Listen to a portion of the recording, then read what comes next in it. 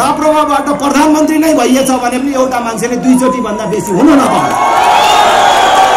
सारा युवाहरूलाई विदेशीको नोकर हुन पठाउने अनि देश चलाएको छु भन्नेहरूलाई कहिलेसम्म साथ दिने? हाम्रो पार्टीको अध्यक्षको हैसियतले म तपाईहरुको अगाडि प्रतिबद्धता व्यक्त गर्न चाहन्छु।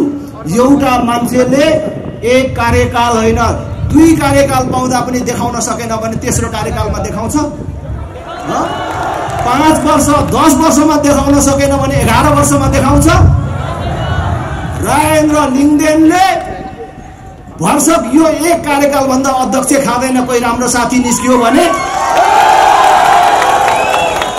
कहिले राम्रो गर्दैछस् अरु थाम भन्यो भने अरु एक कार्यकाल भन्दा खाँदैन। 2 कार्यकाल भन्दा बेसी एउटा मान्छेलाई कति दिने हो? 10 वर्ष एउटा मान्छेको लागि पर्याप्त उले दुनिया बनाउन सक्छ, दुनिया बदल्न सक्छ। त्यसमा नसक्ने मान्छेले 10 वर्षमा सकेन अब एकचोटि दिनु न भनेर 11 वर्षमा गर्न सक्छ? त्यसकारणले हाम्रो पार्टीले भनेको छ अब भोट केमा हुँदैनन् भने जनता सडकमा आएर जोगाउनु पर्यो कि परेन? सत्तामा बसेर लुटी राखेका केही मुठ्ठीभर मानिस बाहेक त तिनै पार्टीको कार्यकर्ता पनि खुसी छैनन्। 31 वर्ष मौका पाउँदाखेरि पनि यिनीहरूले देश चलाउन सकेनन्, बनाउन सकेनन्। हाम्रा युवाहरूले एकै ठाउँ 1000ले काम गर्न पाउने एउटा उद्योग खोल्न सकेनन्। यिनीहरू त असफल भए। यिनीहरू असफल हुँदाखेरि हामीलाई कुनै पीर चिन्ताको विषय होइन, उनीहरू असफल हुँदा हामीलाई कुनै दुःखको विषय छैन। तर देश असफल बनाउन लागे, देश असफल बाटोमा गयो। सुपारी जस्तो तस्करीको लागि प्रयोग गर्ने वस्तुहरू आयातको लागि छुट दिइराखेको छ र सुविधा दिइराखेको छ। अहिले अन्तिम क्षणमा पनि देश लुट्नको लागि यो सरकार आफ्नो निर्णयहरू त्यही ढंगले अगाडि लगिराखेको छ। नोट कहाँ गयो होला? नोट बैंकमा नहुनुको अर्थ कहाँ गयो होला? मान्छेहरू भन्छन्, जान्नेहरू भन्छन् नोट काला व्यापारीहरू र 31 वर्षदेखि यो देशमा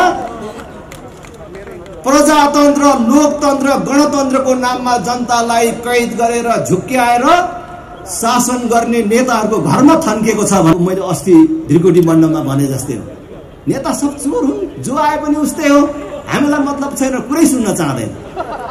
अनि त्यो गाउँको कुन चाहिँ बाठोलाई यो ठुलो पार्टी भन्नेले किन्छ अनि त्यसले बोइलर र यसोमा सिध्याइदिन्छ। कसलाई दिए भन्ने पनि थाहा छैन, कसलाई दिए भन्ने पनि थाहा पाउँदैन। तर मैले सधैँ भन्ने गरेको छु, चुनाव त्यही गरिबलाई चाहिन्छ, नेता पार्टी त्यही गरिबलाई चाहिन्छ। जबसम्म सही पार्टी र सही नेता चुनिदैन र पाउँदैन तबसम्म त्यो गरिबको उत्थान कहिले पनि हुँदैन। कोही कांग्रेसी जनहरू हाम्रो कुरा सुनिराख्नु भएको होला, प्रत्यक्ष प्रसारण मार्फत कांग्रेस, एमाले, माओवादीमा रहेका धेरै दिदीबहिनी दाजुभाइहरूले पनि हामीलाई सुनिराख्नु भएको होला। राप्रपाले के भन्छ भनेर हामीतिर आँखा लगाइराख्नु भएको होला, कान दिइराख्नु भएको होला। मैले गाउँघरमा जाँदाखेरि धेरै कांग्रेस, एमाले, माओवादीका मित्रहरूलाई भेट्छु, अग्रजहरूलाई भेट्छु। उहाँहरूले भन्नुहुन्छ, राजेन्द्र कुरा तिमीहरूको ठिकै छ, हाम्रो नेताहरूले काम नगरेकै हो। नेता हाम्रो भन्नु मात्रै चोरै हुन्, बदमास हुन्, भ्रष्टाचारी छ। तर के गर्छौ राजेन्द्र? हाम्रो बाजेको पार्टी हो, बाउको पालादेखिको पार्टी हो, विद्यार्थीदेखि लागेको पार्टी। हेर यत्रो नेभी तिरियो, पुलिसको कुटाई खाइयो, यत्रो जेल बसियो, के गर्ने? भोट दिने बेलामा आफ्नो चिन्ह भन्दा अर्कोतिर हात जाँदैन भनेर भन्नुहुन्छ। यो व्यथा अहिले मेरो कुरा सुनिराखेका कांग्रेस एमाले माओवादीका साथीहरुमा पनि होला। म भन्छु अब हामीलाई समय छैन। मैले भन्दैछु अब हामीलाई समय छैन। हामीले यही यथास्थितिलाई निरन्तरता दिइराख्यौं भने अब अरूलाई मात्रै दोष दिएर हुँदैन। यो देश बिगार्ने काममा हामी पनि सहभागी भएको ठहरिन्छ। अब यिनै पार्टीलाई भोट दिनु भनेको आफू बिग्रिनु मात्रै होइन, आफ्नो भावी सन्तति र देशको भविष्य समेत बर्बाद गर्ने काममा सहभागी हुनु हो। त्यसकारणले त्यो गल्ती नदोहोर्याउँ भन्ने कुरा आग्रह गर्न चाहन्छु। म आजकल कल्पना गर्छु, यसो सम्झिन्छु, राप्रपाका साथीहरू थोरै भए पनि आजकल कति आनन्द साथ सुत्नुहुन्छ होला। आहा, मैले सम्झिन्छु, किनभने 62-63 को राजनीतिक परिवर्तनपछि जुन बेला हामीले यो देशमा राजा चाहिन्छ, हिन्दू राष्ट्र चाहिन्छ, यो तीन तहको सरकार चाहिँदैन भनेर भन्दाखेरि हाम्रो जिब्रो थुतिन सक्ने अवस्था थियो। हामी सामाजिक रूपमा बहिष्कृत भएका थियौं। दुनियामा जातीय छुवाछुत र भेदभावको अन्त्य भयो भनिएको बेला, संवैधानिक रूपमै कसैलाई जातको आधारमा छुवाछुत र भेदभाव गरियो भने त्यो दण्डनीय हुन्छ भनेर भनिएको बेला हामीलाई राजनीतिक रूपमा छुवाछुत र भेदभाव गरिएको थियो। हाम्रो साथीहरूले गाउँमा बहिष्करणको शिकार बन्नु परेको थियो। बिहे बटुलो जन्ती मलामीमा वञ्चित हुनु परेको थियो। त्यति कष्ट सहेर जोगाएको विचार आज भोट नदिए पनि कांग्रेस एमाले माओवादीका मानिसहरूले पनि त्यही ठिक थिएछ, राजा त चाहिने नै रहेछ, हिन्दू राष्ट्र चाहिने नै रहेछ भन्न थालेको देख्दाखेरि हाम्रो साथीहरूलाई कति आनन्द आइराखेको होला कि हामी ठिक बाटोमा हिँडेको रहेछौं, देश बचाउने र बनाउने विचार लिएर हिँडेका रहेछौं भनेर आनन्दले कसरी सुत्छन् होला भन्ने मलाई लाग्छ। भने अर्कातर्फ कांग्रेस एमाले माओवादीमा भएका, देश ठग्ने काममा सहभागी नभएका, कांग्रेस एमाले माओवादीमा भए पनि देशलाई माया गर्ने, देश बनेको देख्न चाहने मान्छेहरूलाई रातमा कस्तो ऐठन हुन्छ होला जस्तो लाग्छ। देश मागेर चलाउनु पर्छ भन्नेहरूले देशको नेतृत्व गरिराखेका छन्। अस्ति भर्खर एमसीसी सम्झौता मार्फत ठूला पार्टी हुँ भन्नेहरूले 60 अरब ल्याउने निर्णय गरे। उनीहरूले के भनिराखेका छन् भने यो एमसीसीले केही किलोमिटर बिजुली पुर्याउने ट्रान्समिसन लाइन बनाउने भनेर भनेको छ र केही किलोमिटर बाटो स्तरोन्नति गर्ने भनेको छ। यत्रो विवादास्पद सम्झौता गरेर त्यो पैसा ल्याएर गरिने काम के हो भन्दाखेरि बिजुलीको तार टाङ्ने, त्यो पनि भारतसँग जोड्नको लागि। भविष्यमा भारत र बंगलादेशलाई बिजुली बेच्न पर्छ। हाम्रो देशमा धेरै बिजुली उत्पादन हुँदैछ, त्यो हामीले मात्रै यहाँ खर्च गर्न सक्दैनौं। त्यसकारण अहिले यो सहयोग लिएर त्यो तार टाँगी राख्नु पर्छ। पछि हामी कहाँबाट पैसा ल्याएर त्यो तार टाँगेर फेरि भारतलाई बिजुली बेच्ने, बंगलादेशलाई बेच्ने भनेर चाहिँ उनीहरू भन्छ। यसबाट पनि तपाईहरुले, खास गरी हाम्रो युवा साथीहरूले बुझ्नुपर्ने हो, आजको दिनमा हाम्रो बिजुली भविष्यमा भारतलाई चाहिन्छ भन्ने लाग्छ होला, तर दुनियाँमा यति चाँडो प्रविधिको विकास भइराखेको छ कि आजै हामीले आविष्कार र नयाँ चीज भनेको चीज भोलि नै काम नलाग्ने भइराखेको छ। अहिले हामीले हिसाब गर्दाखेरि भविष्यमा भारतलाई बिजुली चाहिन्छ, हाम्रो बिजुली चाहिन्छ भन्ने हामीलाई लागेको होला, तर जुन बेला हामीले बिजुली उसलाई बेच्नु पर्ने बेला हुन्छ त्यति बेला भारतले आफै वैकल्पिक ऊर्जाको विकास गरेर तिम्रो बिजुली मलाई नचाहिने भयो भने के गर्ने? त्यसबेला त्यो तारमा के कुदाउने ल भन्नुस्?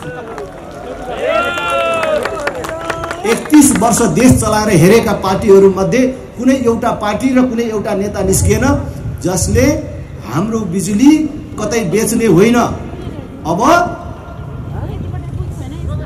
बिजुली हाम्रै देशमा खपत गर्ने।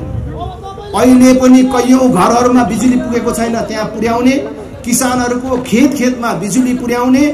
अब हाम्रो देशको अधिकांश गाडीहरू बिजुलीले चार्ज गरेर चलाउने, बिजुलीबाट चलाउने व्यवस्था। प्रदूषणको पनि अन्त्य हुन्छ। डिजेल पेट्रोल ग्यास पनि किन्नु पर्दैन, गाडी मात्र चलाउने होइन। अब हाम्रा आमा दिदी बहिनीहरूले चुलामा ग्यास बाल्ने होइन, बिजुलीले भात पकाउने, ग्यास भन्दा सस्तोमा बिजुली दिने। संसार भरका लगानीकर्ताहरूलाई आह्वान गर्ने, औ हाम्रो देशमा आएर जसले हजारौं मान्छेलाई रोजगार दिने प्रदूषण मुक्त उद्योग खोल्छ, त्यसलाई संसारको सस्तो दरमा बिजुली दिन्छौं, लोड सेडिङ नहुने व्यवस्था मिलाउँछौं, कुनै पार्टीले युनियन खोल्न नपाउने व्यवस्था मिलाउँछौं। तिमीलाई कति मान्छेलाई रोजगार दिन्छौ, त्यसको आधारमा 10 वर्ष 20 वर्ष कर पनि लिँदैनौ भन्यो भने संसारभरिका लगानीकर्ताहरू यहाँ आउँछन् कि आउँदैनन्? हाम्रै दाजुभाइहरूले उद्योग खोल्छन्, एनआरएनका मान्छेहरूले उद्योग खोल्छन्, आउँछन्। हाम्रो भाइ छोराहरूले 30-40 हजार रुपियाँको लागि अरब मलेसिया जानु पर्दैन, यही देश बन्छ। अनि हामीले बिजुली किन बेच्नु पर्यो? आज यहाँ पनि भन्न चाहन्छौं, देश हाम्रो सामान्य आँखाले देखे जस्तो सामान्य अवस्थामा छैन। हामीले सामान्य आँखाले हेर्यौं भने देश ठिकै चलेको जस्तो देखिन्छ, कहीं गोला बारुद चलेको छैन, बन्द हडताल नारा जुलुसहरू छैनन्, ठिकै त चलेको छ नि भन्ने जस्तो देखिन्छ। तर फेरि पनि भन्छु, हाम्रो सामान्य आँखाले देखे जस्तो देशको अवस्था छैन। देश इतिहासकै एउटा कठिन क्षणबाट अगाडि बढिराखेको छ। हामीले त्यसलाई ठिक ढंगले अनुभूत गर्न सकेनौं र ठिक ढंगले हामीले निर्णय लिन सकेनौं भने देशले असफल राष्ट्रको नियति बिहोर्न पर्न सक्ने अवस्थाहरू देखिन थालेका छन्। त्यसको बारेमा पूर्ववक्ता नेताहरूले पनि धेरै कुराहरू भनिसक्नु भएको छ। आज हामीले देशमा जबरजस्त गणतन्त्र, धर्म निरपेक्षता, संघीयता स्वीकार्दाखेरि हामीलाई के भनिएको थियो र आज देशको अवस्था के छ? आज यो गणतन्त्र, धर्मनिरपेक्षता, संघीयता आएको यो 15-17 वर्षको समयको कुरा मात्र होइन। 2046 सालको राजनीतिक परिवर्तनपछि निरन्तर रूपमा यो देश केही सीमित राजनीतिक दल र तिनका पनि केही सीमित नेताको मुठीमा कैद भएको छ। देश हामीले बुझ्ने गरी भन्ने हो भने कांग्रेस, एमाले, माओवादीको अघोषित गठबन्धनको शिकार भएको छ। यो 31-32 वर्षमा देश पूर्ण रूपले बेरोजगार उत्पादन गर्ने कारखानामा परिणत भएको छ। जुन देशको जनसंख्या 3 करोड पुगेको छ भन्न पनि अहिले तथ्याङ्क विभाग स्वीकार गरिराखेको छैन। अस्ति प्रारम्भिक प्रतिवेदनमा कति भन्यो? 2 करोड 92 लाख कति भन्दै थियो। जे होस्, जुन देशको जनसंख्या 3 करोड पुगेको छैन, त्यो देशको 50 लाख युवकहरू जो 18 वर्ष उमेर काटेका छन्, 50 वर्ष नागेका छैनन्, डाक्टरले जाँच्दाखेरि शरीरमा कुनै रोग नदेखिएका राम्रा र बलिया हाम्रा भाइ छोराहरू केवल परिवार पाल्नको लागि अरबको मरुभूमि र मलेसियाको जंगलमा पसिना बगाउन बाध्य छन्, वैदेशिक रोजगारीमा छन् भनेर भनिन्छ। दिल्ली, पन्जाब, गुजरात लगायत भारतको विभिन्न भागमा रगत पसिना बगाउन बाध्य युवाहरूको संख्या यहाँ कसले हिसाब राखेको होला भने देशको अवस्था के हो सोझै अनुमान गर्न सकिन्छ। आज बैंकमा पैसा छैन भनेर भनिन्छ, बैंकले लगानी बन्द गरेको छ, ठुल्ठुला चेकहरू साटिँदैन भनेर भनिन्छ। के हो यो? के कुराको संकेत हो? नोट कहाँ गयो होला? नोट बैंकमा नहुनुको अर्थ कहाँ गयो होला? मान्छेहरू भन्छन्, जान्नेहरू भन्छन्, नोट काला व्यापारीहरू र 31 वर्षदेखि यो देशमा प्रजातन्त्र, लोकतन्त्र, गणतन्त्रको नाममा जनतालाई कैद गरेर झुक्क्याएर शासन गर्ने नेताहरूको घरमा थन्किएको छ भनेर भन्छ।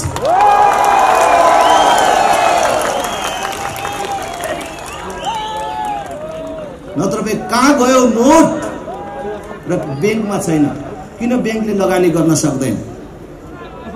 आज यो सामान्य स्थिति होइन। अहिले विकास निर्माणका सारा योजनाहरू रोकिएका छन्।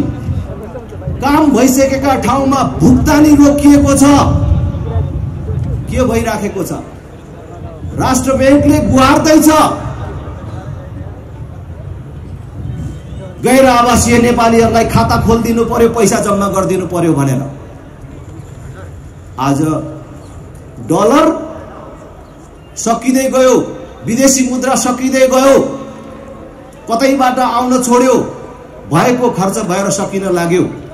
अब यही अवस्था हो भने अब धेरै समय धान्न सक्दैन भनेर सरकार भनिराखेको छ। तर त्यो सरकार अहिले पनि जनताका अत्यावश्यकीय वस्तुहरू मात्रै खरिद गर्ने अथवा भित्र्याउने, आयात गर्ने भन्नेमा लाग्नुको बदला सुपारी जस्तो तस्करीको लागि प्रयोग गर्ने वस्तुहरू आयातको लागि छुट दिइराखेको छ र सुविधा दिइराखेको छ। अहिले अन्तिम क्षणमा पनि देश लुट्नको लागि यो सरकार आफ्नो निर्णयहरू त्यही ढंगले अगाडि लगिराखेको छ। त्यसकारण म फेरि पनि भन्छु, देशको अवस्था सामान्य छैन। अब कांग्रेस, एमाले, माओवादी मात्रै असफल भएनन्। यिनीहरू त असफल भइसके। 31 वर्ष मौका पाउँदाखेरि पनि यिनीहरूले देश चलाउन सकेनन्, बनाउन सकेनन्। हाम्रा युवाहरूले एकै ठाउँ 1000ले काम गर्न पाउने एउटा उद्योग खोल्न सकेनन्। यिनीहरू त असफल भए। यिनीहरू असफल हुँदाखेरि हामीलाई कुनै पीर चिन्ताको विषय होइन। उनीहरू असफल हुँदा हामीलाई कुनै दुःखको विषय छैन। तर देश असफल बनाउन लागे, देश असफल बाटोमा गयो, त्यो हाम्रो चिन्ताको विषय हो। त्यसैले राष्ट्रिय प्रजातन्त्र पार्टीले गएको महाधिवेशनमा कांग्रेस, एमाले, माओवादी असफल भए पनि राष्ट्रिय प्रजातन्त्र पार्टीलाई असफल हुने छुट र सुविधा छैन। राष्ट्रिय प्रजातन्त्र पार्टीले यो जिम्मेवारी लिनुपर्छ भनेर हामीले नेतृत्व परिवर्तन गरेर नवीन राप्रपा बनाएर तपाईहरुको बीचमा हामी आएका छौं। हाम्रा अग्रजहरुको आशीर्वाद, तपाई जनता जनार्दनको साथबाट संकटमा परेको यो देशलाई त्राण दिने, मुक्त गराउने संकल्पका साथ हामी तपाईहरुको बीचमा आएको छौं। एकचोटी साथ र सहयोग दिनुहोस् भन्ने म अपील गर्न चाहन्छु। आज देशको सबभन्दा ठूलो शत्रु भ्रष्टाचार हो। भ्रष्टाचार कति व्याप्त छ त्यो मैले भनिराख्नु पर्दैन। आज देशमा कुनै उद्योगीले उद्योग खोल्न खोज्यो भने तपाईले राम्रो काम गर्न लाग्नु भएछ। तपाईको काम आजै हुन्छ र तपाईलाई कहाँ असुविधा हुन्छ हामी सहयोग गर्छौं भन्नुको बदला कसैले उद्योग खोल्न खोज्यो भने यी ठूला भन्ने पार्टीका नेताहरू र तिनका कार्यकर्ताहरू गाउँघरमा के गर्छन् र माथि सरकारमा बस्नेहरू के गर्छन् तपाईहरुलाई थाहा छ। हरेकलाई त्यो उद्योगमा अंश चाहिन्छ, शेयर चाहिन्छ। कसैले त्यो सबै गरेर खोल्यो भने पनि सबैले त्यहाँ युनियन खोलेर सबैले दुःख दिएर त्यो उद्योग बन्द गराएरै छोड्छ। आज कोही उद्योगहरू, सरकारी उद्योगहरू निर्णय गरेर बेचेर खाए, कुनै उद्योगीले मेहनत गरेर आँट गरेर खोलेको थियो भने पनि त्यसलाई निचोरेर बन्द गर्न लगाए। देशको अवस्था छ। आज यो देशमा कुनै करदाताले कर तिर्नको लागि पनि घुस खुवाउनु पर्ने अवस्था छ भनेपछि देशको अवस्था के छ? अनि यो सामान्य अवस्था हो? एउटा आमाले छोरा जन्माएर बल्ल छोरा हुर्कियो भनेको भोलिपल्ट आफ्नो काख रित्तो पारेर परिवार पाल्नको लागि छोरालाई अरबियनको नोकर हुन पठाउनु पर्ने बाध्यकारी स्थिति छ। देशभित्र गरी खाने स्थिति छैन। हाम्रो एउटा बहिनीले, छोरीले बिहे गरेको भोलिपल्ट आफ्नो श्रीमानलाई, पतिलाई परिवार चलाउनको लागि राम्रो चिनाजाना पनि नहुँदैखेरि हात हल्लाएर बिदा गर्नुपर्ने नियति देशले कति वर्ष अब बिहोर्नु पर्ने? दिनको 1500 भन्दा बेसी हाम्रो भाइ छोराहरू देश छोडेर जान बाध्य छन्। अनि झन्डै आधा दर्जनको संख्यामा एउटा सपना बोकेर गएका ती युवाहरू काठको बाकसमा प्याक भएर फर्केर आइराखेका छन्। सारा युवाहरूलाई विदेशीको नोकर हुन पठाउने अनि देश चलाएको छु भन्नेहरूलाई कहिलेसम्म साथ दिने?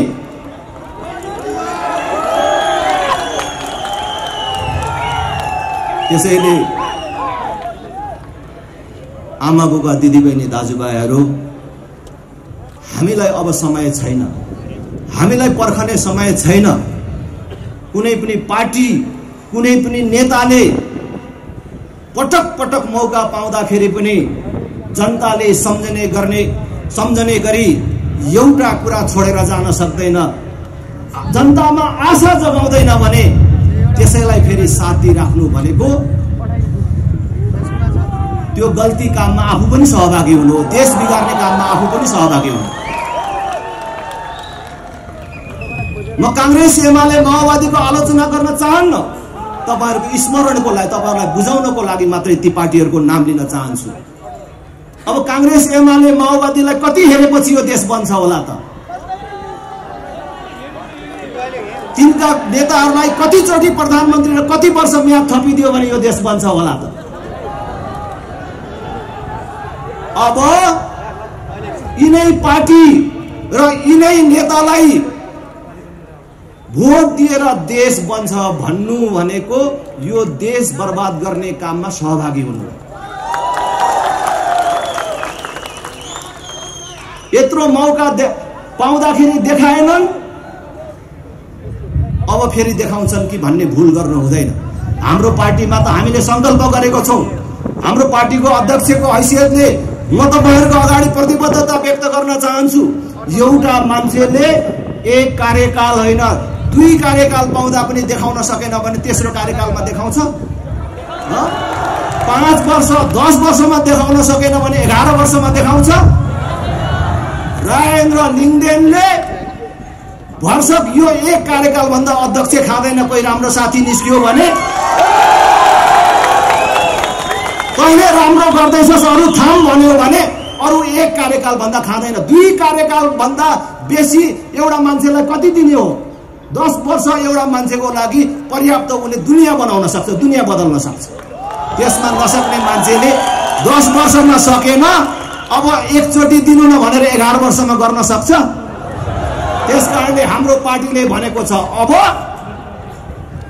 अरूलाई दोष दिने मात्रै होइन, परिवर्तन आफ्नैबाट सुरु गर्ने भनेर अब हाम्रो पार्टीमा हामी चाहिँ टुङ्गो लगाएर आएका छौं। पार्टी अध्यक्ष पनि एउटा मान्छेले 2 चोटि भन्दा हुन नपाउने, राप्रपाबाट प्रधानमन्त्री नै भइएछ भने पनि एउटा मान्छेले 2 चोटि भन्दा बेसी हुन नपाउने।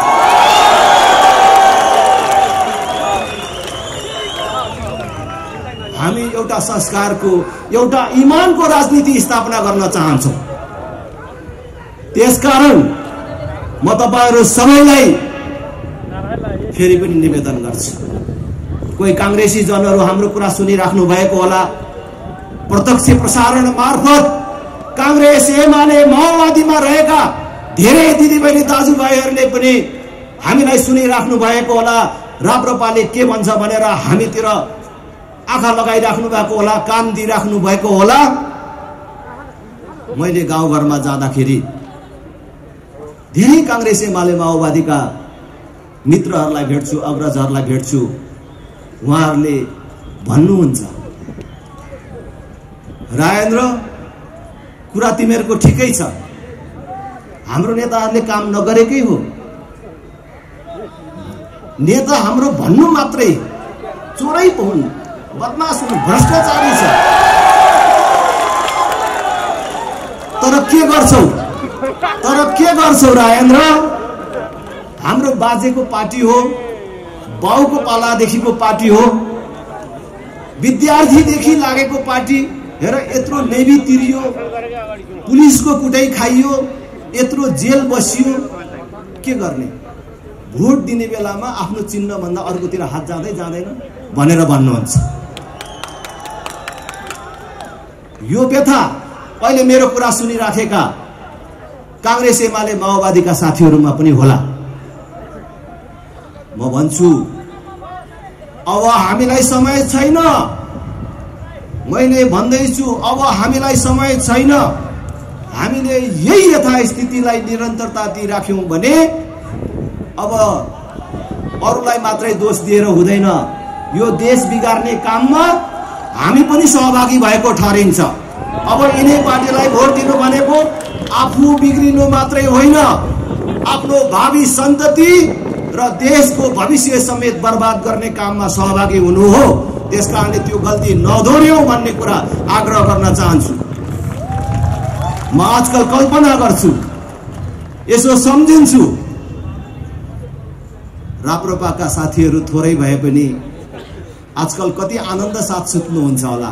आहा, मैले सम्झिन्छु, किनभने 62-63 को राजनीतिक परिवर्तनपछि जुन बेला हामीले यो देशमा राजा चाहिन्छ, हिन्दू राष्ट्र चाहिन्छ, यो तीन तहको सरकार चाहिँदैन भनेर भन्दाखेरि हाम्रो जिब्रो थुतिन सक्ने अवस्था थियो।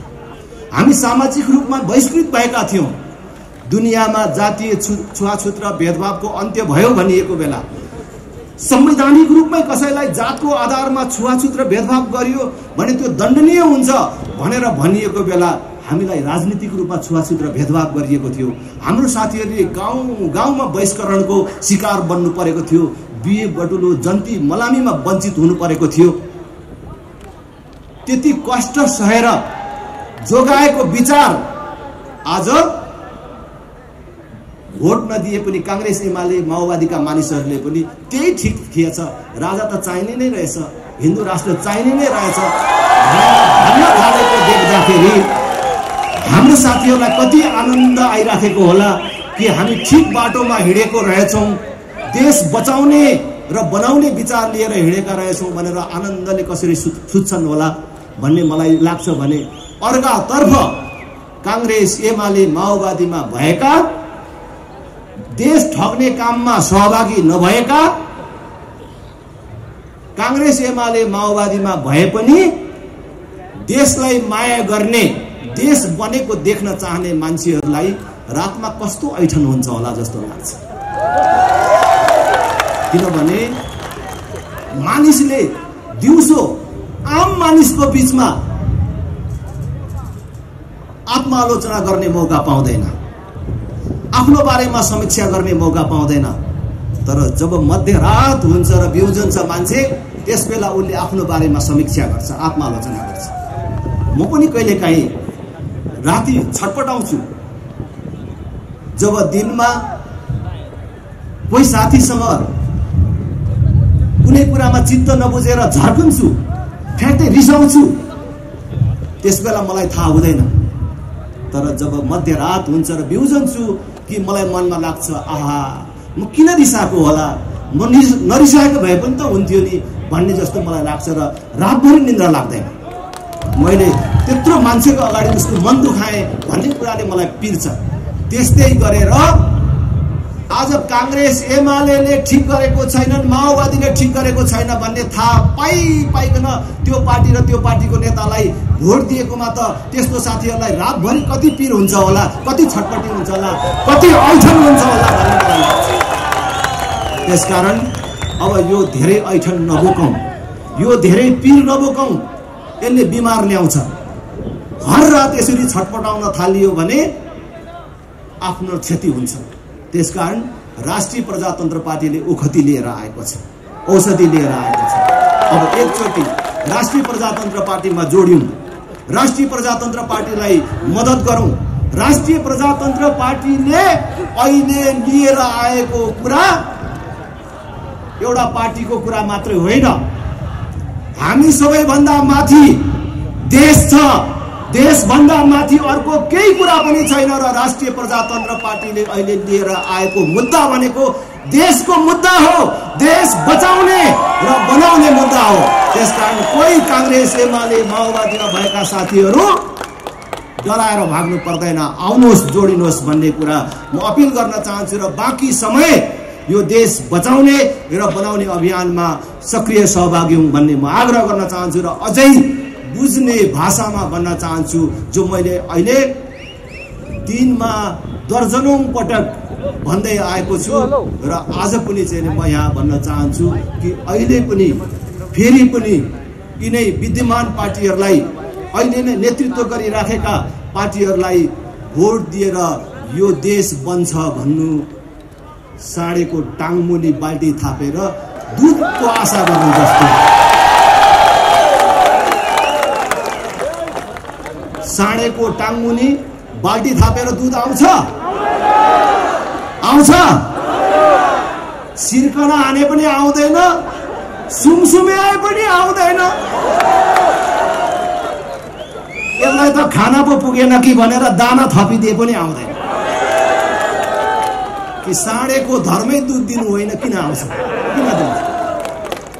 उनलाई दुःख मात्रै हुन्छ, त्यो आउँदैन। त्यो बाल्टी थाप्नेलाई पनि दुःख हुन्छ, साँडेलाई पनि दुःख हुन्छ। आज यो पार्टीहरू त्यस्तै बाँझो भइसके। फेरि पनि भन्छु ल, यिनीहरूलाई कति वर्ष थपिदियो भने चाहिँ यिनीहरूले बनाउँछन् होला त देश, ल भन्नु न त। अब जनता जागेन र जनताले विकल्प खोजेन र राप्रपाको यो विकल्पलाई साथ दिएन भने देश श्रीलङ्का बन्न सक्छ, युक्रेन बन्न सक्छ।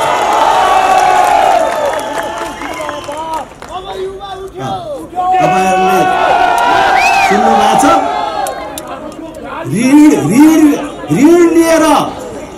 ऋण लिएर देश चलाउने, अनुदान लिएर देश चलाउने नेताहरूले श्रीलङ्कालाई कहाँ पुर्याए? अस्ति हाम्रो ज्ञानेन्द्र शाही भन्दै हुनुहुन्थ्यो, टमाटरको 1 केजी टमाटरको 1800 पुग्यो अरे। अस्ति बबिता बस्नेतले घटना र विचारमा लेख्नु भएको थियो, उहाँको साथी श्रीलङ्कामा हुनुहुन्छ अरे, घरमा पैसा छ अरे किन्ने चीज छैन। सरकारसँग बैंकमा पैसा नभएर, सरकारी ढिकुटीमा पैसा नभएर, कागज र मसी किन्ने पैसा नभएर, किन्न नसकेर विद्यार्थीको परीक्षा रोकियो रे। त्यही बाटोमा अहिले हाम्रो देश गइराखेको छ। यो राजेन्द्र लिङ्गदेनले भनेको होइन, अर्थ मन्त्रालयले भनेको, राष्ट्र बैंकले भनेको, यो देशका बुद्धिजीवीहरूले भनेको।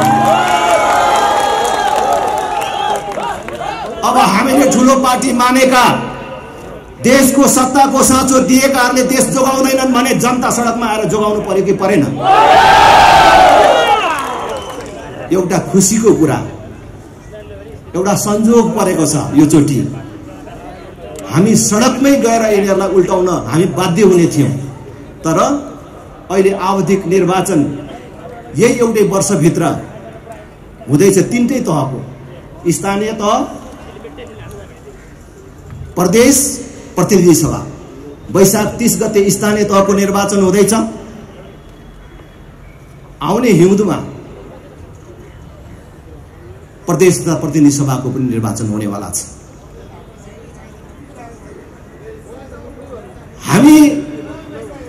तपाईहरुलाई यी पार्टीहरुले यी नेताहरुले बेइमानी गरे, यिनीहरुलाई बाटो छेप्नुस्, ढुङ्गा हान्नुस्, कालो मोसो दल्नुस्, आक्रमण गर्नुस् भन्न आएको होइन र हामी भन्न चाहदैनौं र हामी हिंसामा विश्वास गर्दैनौं। यो 1 वर्ष भित्र हुने 3टै तहको निर्वाचनमा यिनीहरुको बाकस खाली गरेर देखाइदिनुस् भन्ने अपील गर्न चाहन्छु।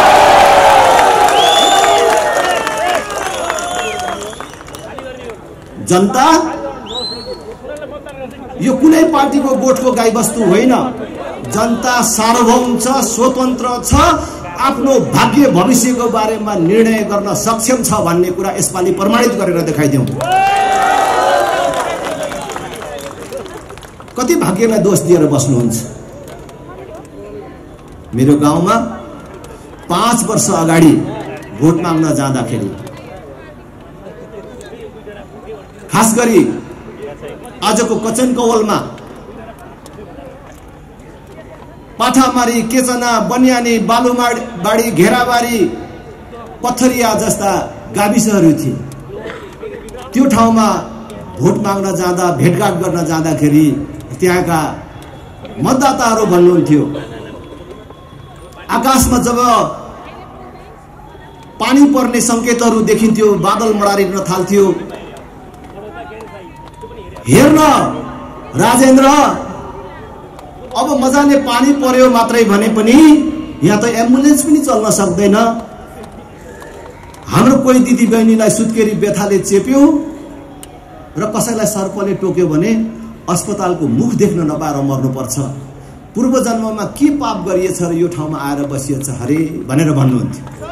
अनि मैले के भन्थे उहाँहरूलाई, पूर्व जन्ममा कुनै पाप गरेर, पूर्व जन्ममा कुनै गल्ती गरेर श्राप पाएर तपाईले यो दुःख पाएको होइन।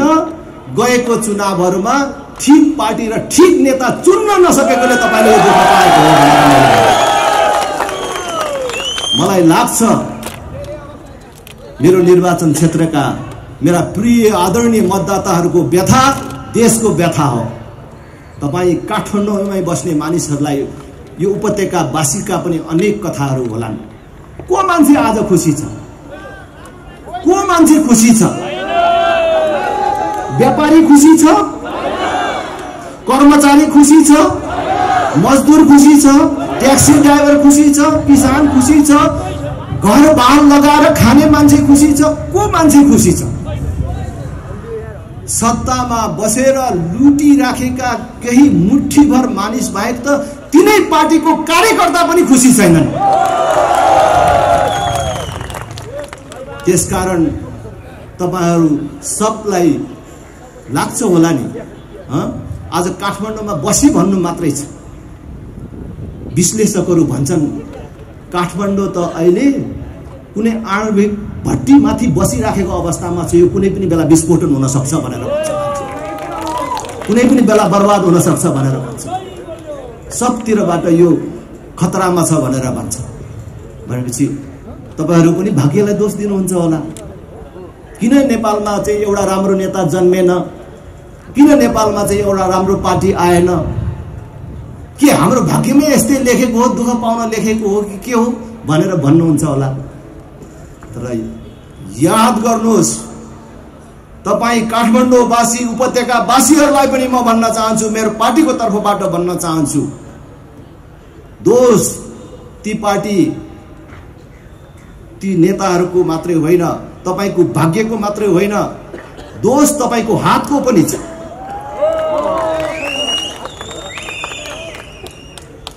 त्यसकारण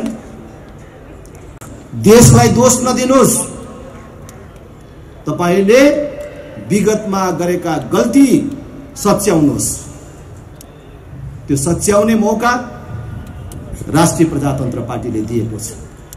हामीले भोटमा सारै ख्याल गरे, भोटलाई असाध्य सामान्य रूपमा लियौं। मैले गाउँमा भन्दाखेरि गाउँका सर्वसाधारण र युवाहरूलाई भन्थे कि भोट त त्यो गरिबको लागि चाहियो, त्यो सर्वसाधारणको लागि चाहिने हो नेता। जसको कुनै आधार छैन त्यसको लागि हो सहयोग राज्यको, त्यो युवाको लागि हो।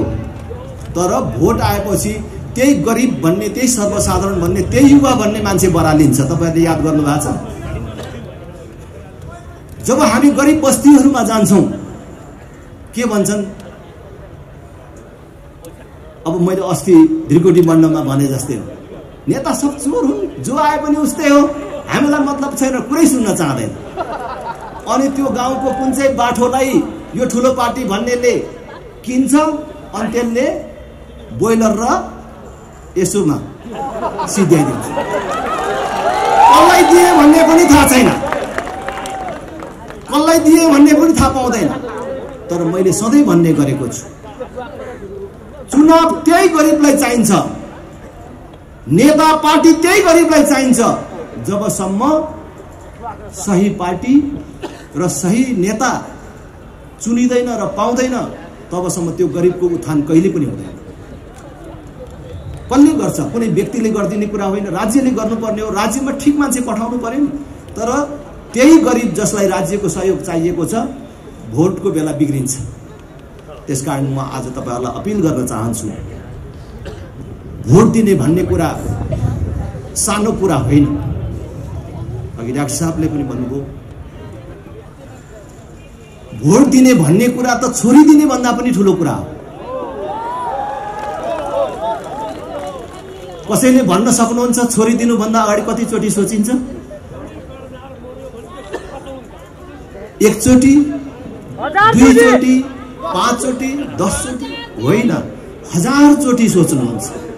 जब छोरी दिने कुरा सुरु हुन्छ, रातभरि निद्रा लाग्दैन, छोरी कस्तो ठाउँमा पर्ने होला भनेर।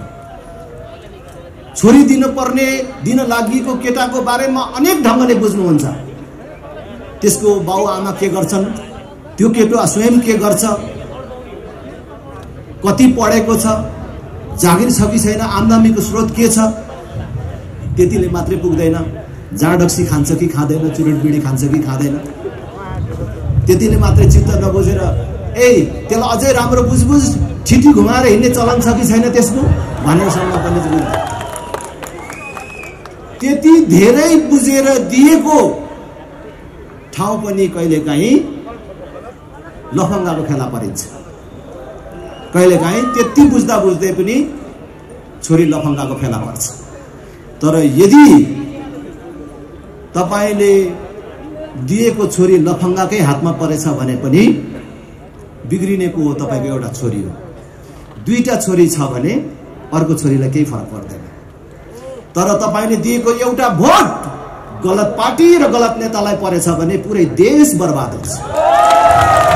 आज त्यही कुरा भइराखेको छ। त्यसकारण भोट दिने बेलामा सबै गम्भीर बनाउँ र अब भोट आइराखेको छ। भोट आइराखेको छ। आज हामीले बिजुली किन बेच्नु पर्यो? भारतलाई त्यस बेला बिजुली चाहिन्छ भने हाम्रो सरकारले गौरवका साथ भन्ने, हामीले गौरवका साथ भन्ने नि तपाईलाई बिजुली चाहिन्छ भने त्यो बिजुली पठाउने तार चाहिँ हामी टाङ्न सक्दैनौँ, आफै टाँगेर लानु है भनेर भन्ने नि। खै त त्यस्तो कसैले भन्न सकेन। त्यसकारण मैले भने यिनीहरू बाजो परिसके, यिनीहरूको सोच बाजो परिसक्यो। विदेशीको सहयोग नलिकन देश चल्दैन मात्रै होइन, यिनीहरूले देशको निर्णायकत्व विदेशीलाई सुम्पिए यो कुरा उनीहरूले भनिराखेका छन्। विदेशीको सहयोग बिना देश बन्दैन, विदेशीको सहयोग बिना प्रधानमन्त्री हुन सकिँदैन, विदेशीको सहयोग बिना बनियो भने पनि टिक्न सकिँदैन भन्ने मानसिकता यिनीहरूमा गढ्यो, जसले गर्दाखेरि आज पुरै देशलाई दास मानसिकतातर्फ लगिराखेका छन्। त्यसबाट मुक्त हुनको लागि पनि यिनीहरूको विकल्प हामीले खोज्न जरुरी छ। तपाईलाई थाहा छ आज यिनीहरूले डिजेल, पेट्रोल, ग्यास जस्ता इन्धनमा आयात कम गर्नको लागि उनीहरूले के प्रयास गरेका छन्? कुनै प्रयास गरेको देख्नु भएको छ? यो 8 महिनामा मात्रै झन्डै 1.5 खरबको इन्धन आयात भयो। याद गर्नुहोस् 1.5 खरब भनेको कति हो? त्यसको बदला हाम्रो सबै बिजुली ले चलाउने अथवा डिजेल पेट्रोल ग्यासको बदला बिजुलीले काम गर्ने हो भने हामीले त्यो पैसा बाहिर पठाउनै पर्दैन। त्यसकारण नयाँ सोच, नयाँ दृष्टिकोणका साथ देशलाई अगाडि लानको लागि एकचोटि राष्ट्रिय प्रजातन्त्र पार्टीलाई साथ दिनुहोस्। स्थानीय तहको निर्वाचन आउँदैछ। राष्ट्रिय प्रजातन्त्र पार्टीले स्थानीय तहमा जहाँ जहाँ चुनाव जित्छ त्यहाँ 12 कक्षासम्म पूर्ण रूपले निःशुल्क हुन्छ। शैक्षिक गुणस्तर वृद्धि हाम्रो पहिलो प्राथमिकता हुन्छ। हामीलाई थाहा छ सबै विकासको मूल शिक्षा हो। जबसम्म शिक्षामा सुधार र विकास हुँदैन अरू कुनै विकासले पूर्णता पाउँदैन। त्यसकारण शिक्षामा हामीले उच्च प्राथमिकता दिन्छौँ। पूर्वाधार विकास, शहरी सरसफाई, खानेपानी, सम्पदाको संरक्षण यो हाम्रो जिम्मेवारी हुन्छ। यहाँ आज काठमाडौँका बासिन्दा, खास गरी रैथाने नेवार दाजुभाइ दिदीबहिनीहरू आफ्नो सम्पदा संरक्षणको लागि छटपटाइराख्नु भएको छ। यिनै परिवर्तनकारी भन्नेहरूले, हामीलाई प्रतिगामी भन्नेहरूले जतिचोटि आफू बलियो भएको जस्तो महसुस गर्छन्, जतिचोटि आफू अब चाहिँ सक्छु कि जस्तो गर्छन्, पटक पटक यहाँको सम्पदामाथि आक्रमण गरेका छन्। कहिले यहाँको जात्रा पर्वको खर्च कटौतीको कुरा अगाडि सारेका छन्, कहिले गुठी विधेयक ल्याएर यहाँको सम्पदा मास्ने प्रयत्न गरेका छन्। यिनीहरू बलियो हुने बित्तिकै, टाउको उठाउने बित्तिकै नेवार समुदायको सम्पदा र संस्कृतिमाथि, हाम्रो वैभवमाथि, हाम्रो गौरवमाथि आक्रमण गर्ने प्रयास गरेका छन्। हामीले चुनाव जित्यौं भने, हामीले यो देश पायौं भने हामी तपाईले तपाईको सम्पदा संरक्षणको लागि लड्नु पर्दैन। अहिले नेवार दाजुभाइहरू रात दिन जागा भएर काम गरिराख्नु भएको छ। त्यो गर्नु पर्दैन, त्यो सरकारले गर्छ, राज्यले गर्छ। त्यो हाम्रो जिम्मेवारी हो। तपाईको सम्पदा, तपाईको धरोहर नभत्काइकन पनि काठमाडौँको ट्राफिक जाम अन्त गर्न सकिन्छ। हामी नयाँ सोच, नयाँ दृष्टिकोणका साथ एउटा प्रयत्न गरिराखेका छौँ। त्यसकारण एकचोटि राष्ट्रिय प्रजातन्त्र पार्टीलाई साथ दिनुहोस्। महिला, बालबालिका, फरक क्षमता भएका नागरिक, ज्येष्ठ नागरिकहरू सबैको सुरक्षा र विकास हाम्रो जिम्मेवारी हुन्छ। हामीले चुनाव जित्यौं भने हामीले जितेको पालिकामा ज्येष्ठ नागरिकहरूले प्राप्त गर्दै गरेको सेवा सुविधा घर दैलोमा पुर्याउने र महिनाको एकचोटि हाम्रा बाबै आमैलाई घरैमा गएर स्वास्थ्य परीक्षण गर्ने व्यवस्था पनि हामीले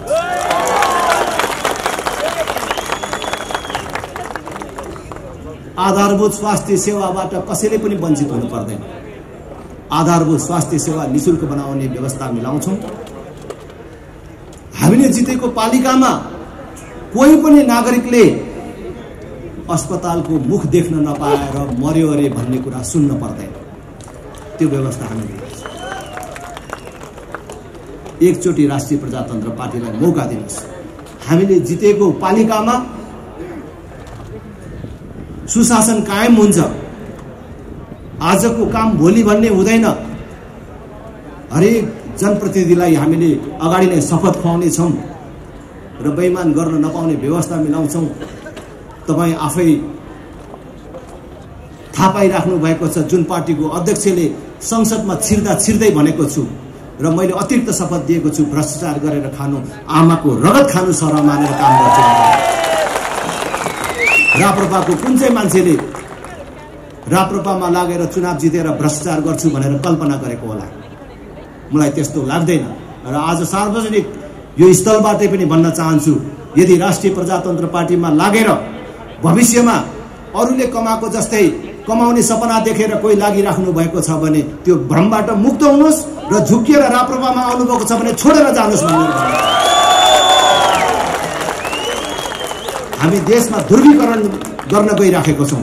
देशलाई ध्रुवीकृत गर्न जरुरी भयो, हामी छुटिन जरुरी भयो।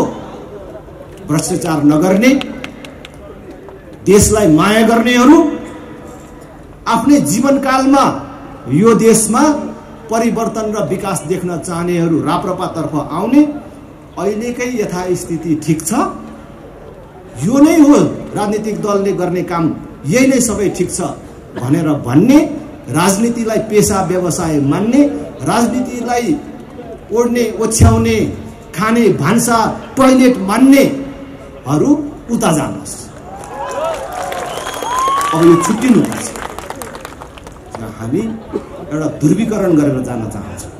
त्यसैले तपाईहरू सबैलाई मेरो आग्रह छ, अनुरोध छ, एकचोटि राष्ट्रिय प्रजातन्त्र पार्टीलाई सहयोग गर्नुहोस्, राष्ट्रिय प्रजातन्त्र पार्टीलाई मद्दत गर्नुहोस्। राष्ट्रिय प्रजातन्त्र पार्टीलाई मद्दत गर्ने भनेको कुनै एउटा पार्टीलाई मद्दत गर्ने होइन। फेरि पनि भन्छु, यो देश बचाउने र बनाउने अभियानलाई मद्दत गर्नु र आफूलाई मद्दत गर्नु। कांग्रेसमा, एमालेमा, माओवादीमा भएका साथीहरू विभिन्न जिम्मेवारीमा हुनुहुन्छ भने, त्यो जिम्मेवारीले अप्ठ्यारो पारिराखेको छ भने राष्ट्रिय प्रजातन्त्र पार्टी तपाईहरुलाई जिम्मेवारी दिन पनि उदार छ। आउनुहोस्,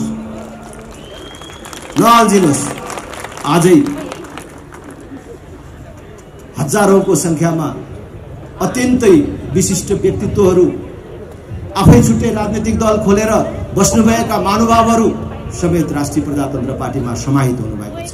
यो आज देशभरि अभियानको रूपमा चलेको छ। त्यसकारण यो अभियानमा समाहित हुन कोही पनि नछुटौं भन्ने अपिल गर्दै म आफ्नो भनाइ टुङ्ग्याउ। सोधौं त, अब चुनाव आउँदैछ, भोट केमा?